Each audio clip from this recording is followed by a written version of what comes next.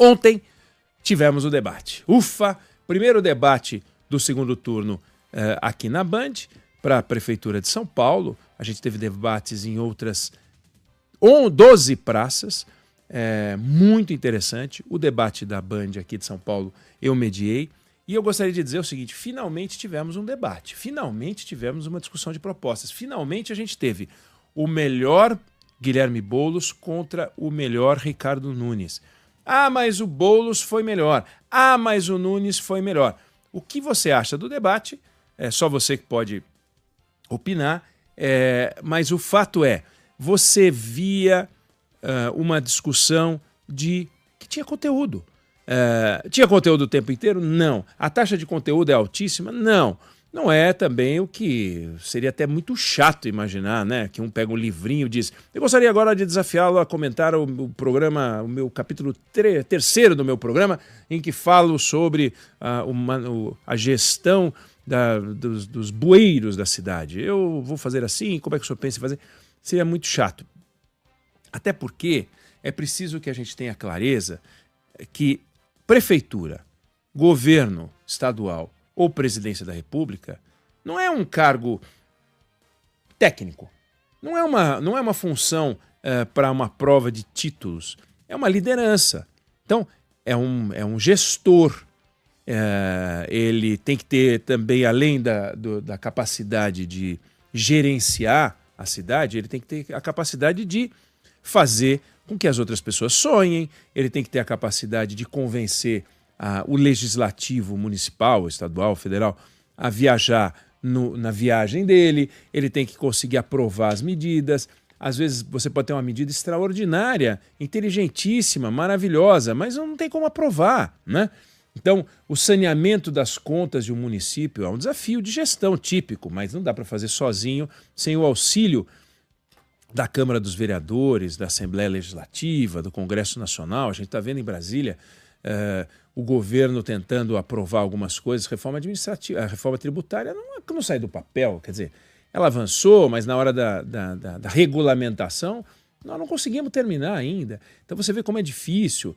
Uma cidade tem um plano diretor, para onde vai a cidade, né? Para onde ela vai crescer, quais são os bairros que vão se modificar, eu vou permitir prédio aqui, eu vou permitir que ali permaneça só uma zona de casas. Como é que é a integração do transporte com o emprego? A gente vê muito os candidatos falando que vão levar o emprego para onde as pessoas moram. Acho eu, pessoalmente, isso uma fantasia e quase que uma enganação. Mas a gente viu isso muito no primeiro turno, né? Vou gerar empregos nos bairros e tal e qual. As pessoas, o empreendedor, o empresário, ele gera emprego onde é mais conveniente para ele.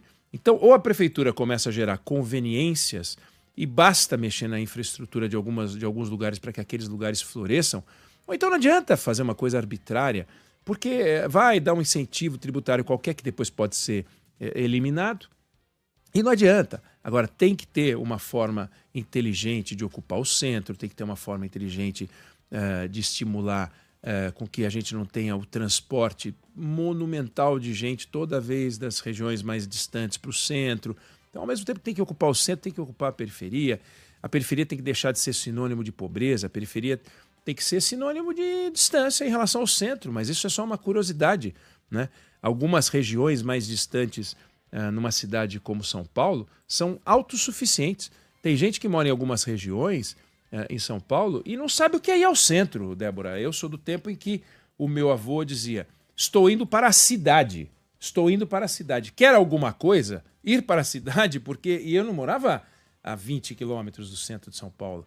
Eu morava, sei lá, a 7 quilômetros do centro de São Paulo e meu avô dizia: vou para a cidade. Quer alguma coisa? Porque para achar um azeite, uma azeitona bacana, um queijo legal, não sei o quê, quando eu era pequeno, tinha que ir para a cidade.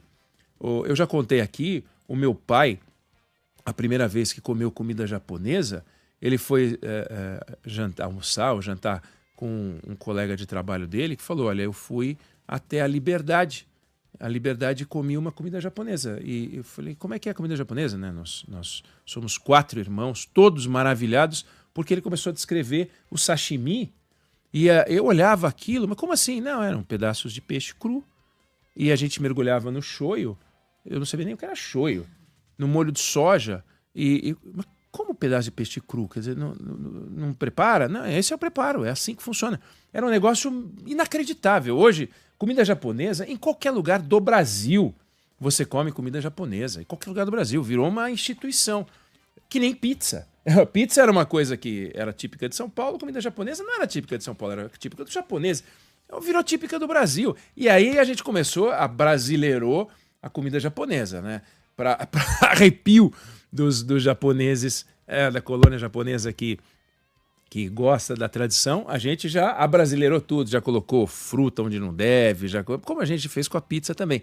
Mas isso tudo é evolução de uma cidade e um prefeito que vai entrar, né, o prefeito de uma cidade como São Paulo, multicultural, tem que ter um olhar para tudo isso. Então, a gente viu ontem uma discussão de 2 candidatos e a gente viu o seguinte, todas as agressões, todas as violências, tudo aquilo que a gente viu no primeiro turno, vamos combinar, foram cenas protagonizadas por personagens que não eram da política. A gente não viu nenhum personagem da política fazer o que se viu no primeiro turno da eleição de São Paulo. E os 2 personagens que representam a política clássica estavam representados no debate de ontem, se atacaram, foram duros um com o outro, mas foram civilizados.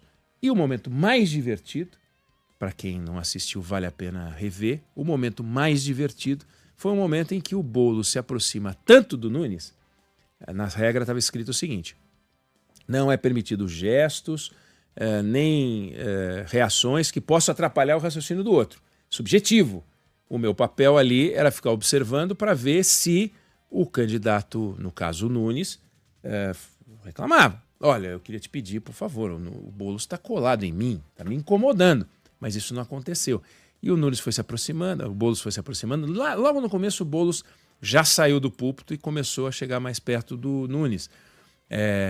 Eu não sei o que ele imaginou, mas provavelmente ele imaginou que talvez o outro pudesse reagir e tal. E naquele momento foi muito engraçado, porque o Nunes, olhando para aquilo, foi lá e deu um abraço. E aí, tudo bem? Tudo bem? Tudo bem com você? Tudo bem? Então você não vai me intimidar e tal. Foi um momento muito divertido do debate, né?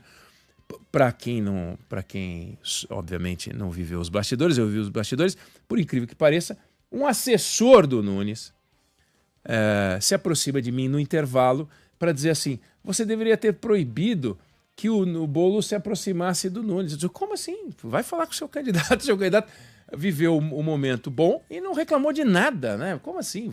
Eu vou agora dizer, o senhor está fazendo uma coisa que, na minha opinião, incomoda o outro candidato. Imagina se eu falo um negócio desse, mas assessor, você sabe como é, né? Olha as coisas de um ângulo muito amalucado. Mas os candidatos estavam à vontade. Aí, quando você ouve as análises, né, você vê assim, o candidato tal não tinha resposta para aquela pergunta. Sim, ele não tinha resposta para aquela pergunta. O que ele vai fazer? Não tem resposta para aquela pergunta? Vai criar uma resposta? Mas ele saiu pela tangente. Bom, mas você queria que ele fosse o quê? Que ele admitisse, então, todas as candidaturas têm suas fragilidades, né? A rede de apoios. Vocês querem coisa mais maluca do que imaginar que o Alckmin é vice do Lula? Pelas coisas que o Alckmin falou do Lula, ele é vice do Lula. Então, a política prevê esses movimentos para lá e para cá que só os políticos sabem entender. Certa vez, o ex-ministro de Lula, José Dirceu, estava num jantar com a jornalista Daniela Pinheiro, da revista Piauí, e dando uma entrevista para ela. Isso está num perfil que ela fez a respeito dele. E ele estava falando. À altura tantas, um sujeito vem por trás, cutuca o ombro do Zé Dirceu. Imagina você, Débora, você, Fábio, você que está nos ouvindo agora, alguém cutuca o seu ombro e não é teu amigo. Fala, Débora, meu amor, quanto tempo que eu não te vejo? Não, cutuca o teu ombro e é alguém que começa a falar, você é bebê, e começa a te xingar. Qualquer pessoa, não vou dizer normal, qualquer pessoa que não é feita desse material genético de que são feitos os políticos, tem uma reação um pouco mais humana do que a que ele teve. Ele virou. E o sujeito esculhambou, xingou. Quando terminou de xingar, ele virou e continuou a conversar. E continuou a dar entrevista como se nada tivesse acontecido. Os políticos agem assim. Boa parte dos políticos agem assim. assim, quando eu estou te atacando, não é contra você que eu estou agindo. Eu estou agindo contra a figura política que você representa, eu represento um papel, e nós estamos aqui vivendo um grande teatro, que é o teatro do jogo político, onde eu represento um conjunto de forças e você o outro, e eu tenho que te vencer. E isso é muito curioso, deu para ver isso ontem no debate. E eu fui vamos dizer assim, uma testemunha, um telespectador privilegiado. E debate em que, assim como o jogo de futebol, que o árbitro não aparece, é o melhor jogo que tem. Ontem foi o que aconteceu. Eu não tive que ficar falando seu tempo, candidato, seu tempo esgotou, candidato, direito de resposta. Teve um pedido de direito de resposta, que é uma coisa inacreditável. E obviamente, algumas reportagens hoje falam da interferência da plateia, né? Mas é aquela tal história. Você é o juiz e está tendo um jogo de tênis em Roland Garros, ou US Open, ou Wimbledon. O Wimbledon é um pouco mais civilizado, mas Roland Garros, que é mais animadinho, não tem como, depois de um ponto que um pedaço da plateia acha bonito, o pessoal bater palma, né? Bater. Aí o cara fala, silence, please. É o papel dele, assim como o papel dos outros também é reagir. Aí quando o jogador vai sacar, aí tem que fazer silêncio, né? Então é papel um pouco de quem media pedir silêncio, sabendo que se ele não pedir silêncio, vai ficar uma algazarra do começo ao fim. E se ele pedir silêncio, vai ter de vez em quando. Então ele pede silêncio, foi o que eu fiz, pedi silêncio algumas vezes e funcionou na medida do possível. E a plateia está lá um pouco por causa disso. A alternativa é você simplesmente falar, não tem mais plateia, né? Que não é o caso. Então, eu acho que os candidatos estão de parabéns, fizeram o melhor debate possível. A Band está de parabéns, é muita gente envolvida nesse debate. É incrível a organização. Imagina, foram 13 debates num dia só. A Band terá feito, ao final dessa campanha, quase 70 debates. É muito interessante. E ontem a gente conversou com o nosso guru, o diretor nacional de jornalismo, Fernando Mitre, e o que ele falou aconteceu. Um debate em que não tinha espaço para ficar só na agressão, que a gente teria propostas, e eu acho que foi o que aconteceu ontem. Quem acompanhou saiu ganhando, quem não assistiu tem a oportunidade de rever, e inclusive os melhores momentos, né? Vão aparecer tantos cortes no perfil dos dois candidatos, que pode ter certeza, quem acompanhar pela rede social vai chegar à seguinte conclusão, os dois ganharam, né? Isso não tem a menor dúvida. Eu não sei se você concorda ou discorda, mas essa é a opinião que eu tenho sobre o assunto.